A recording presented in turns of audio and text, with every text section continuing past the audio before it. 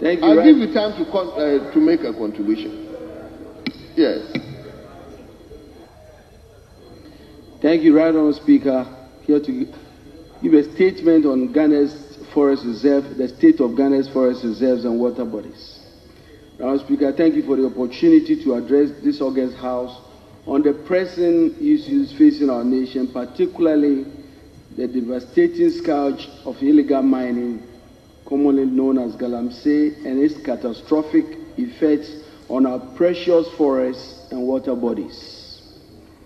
I stand before you today not only to provide an update on their situation, but also to outline the solutions you have identified and the expedited actions we are taking to address this national emergency.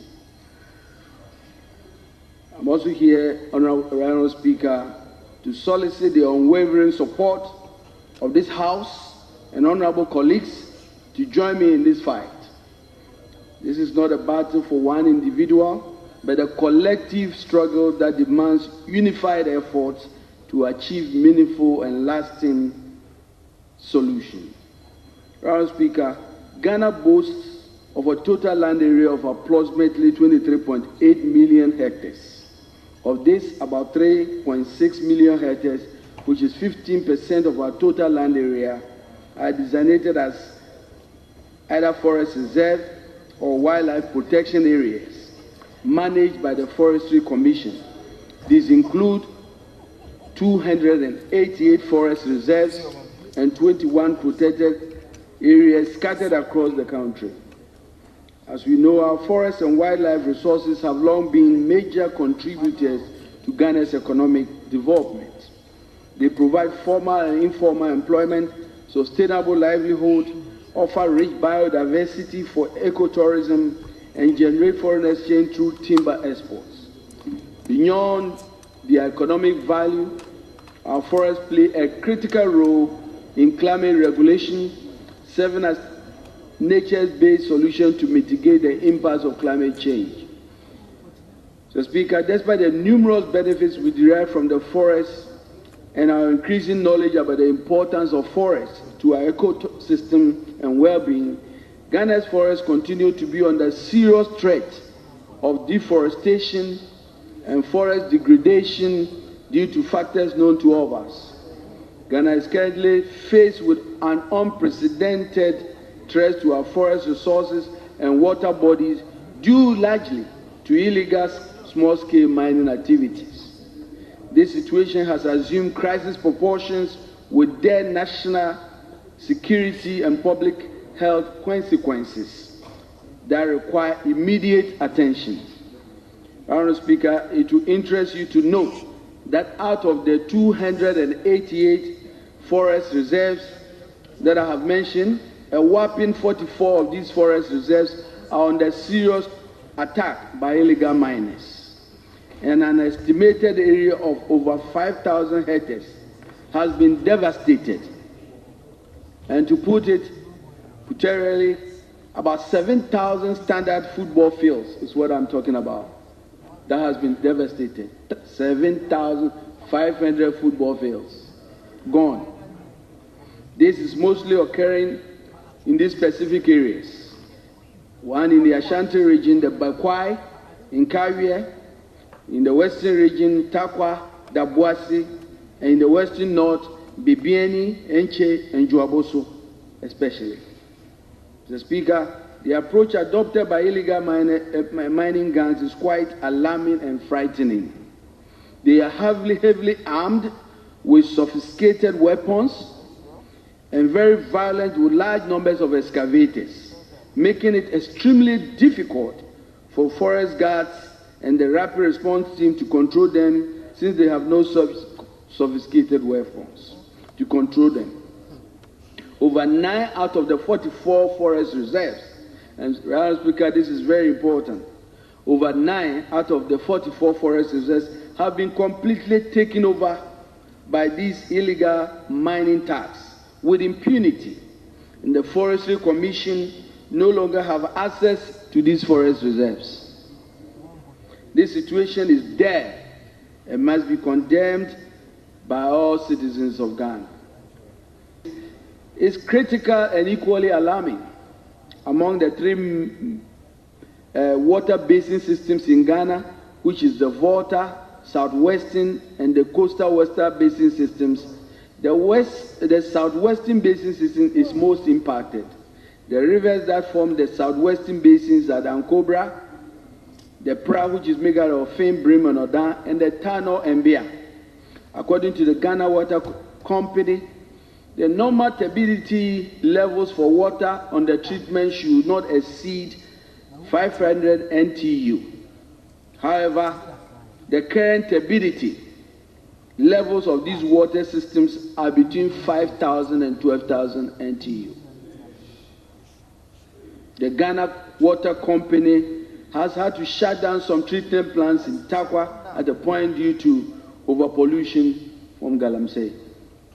The Speaker, the pollution does not end with turbidity.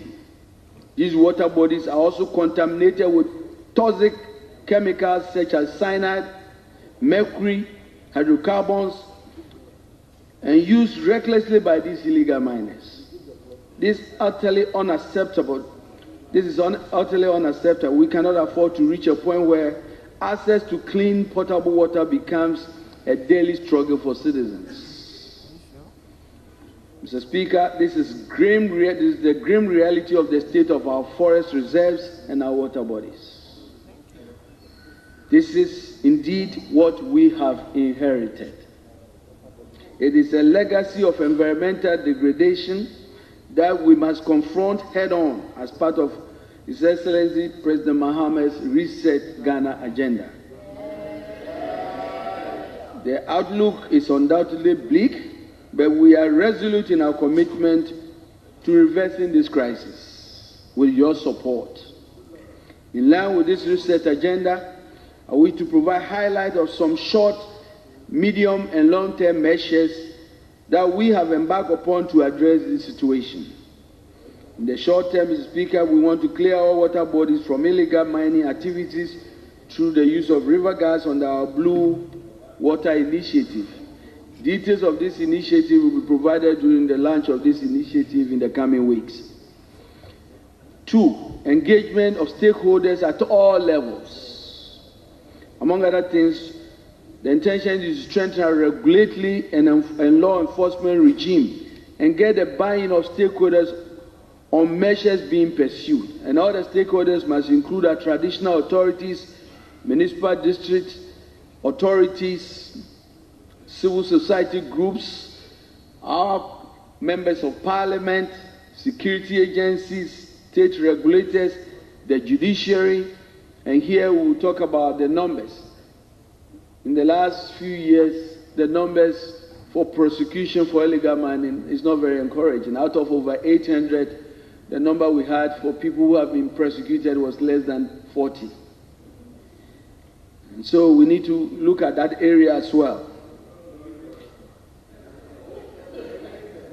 This is the reason why I'm here today, right on, Speaker. I wish to seek your commitment and the commitment of the leadership at all levels, including all political parties, including my friends on this side and my friends in the majority as well. We have to collectively fight this. The Speaker, another short-term measure is that I inaugurated a working group of experts on Wednesday, the 12th of February 2025, to undertake a review of the mining sector and licensing regime and recommend immediate radical reform to sanitize illegal mining activities within our forests and our water bodies. And our committee is expected to submit its report by the end of the month. Mr. Speaker, we are also collaborating with the Ministry of Environment, Science and Technology and actively discussing modalities for revoking LI 2462 to establish a more responsible legal framework for small-scale mining in ecologically sensitive areas. Mr. Speaker, our short to medium-term approach is to roll out the government's Tree for Life reforestation initiative. This ambitious initiative aims to restore degraded landscapes by transforming areas ravaged by illegal mining and other drivers of deforestation into ecologically functional landscapes. We intend to promote sustainable forest management, conservation, and reforestation to combat diversity loss, water pollution, climate change, and environmental degradation. Threats that now pose an existential threat to our very existence. We recognize that many young people turn to illegal mining due to lack of sustainable employment opportunities. As part of our long-term strategy, we are also exploring a lot of other alternative, sustainable livelihoods to reduce dependence on galamsey and other illegal mining activities. Mr. Speaker, I conclude with a heartfelt appeal to all you, our colleague members of Parliament, Ghanaians, to join in this fight against galamsey. Let us unite to support the measure outlined today. We owe it to ourselves, our children, our future generations to safeguard our environment and secure a sustainable future for our beloved nation. The time to act is now. Together, we can and must prevail. I thank you.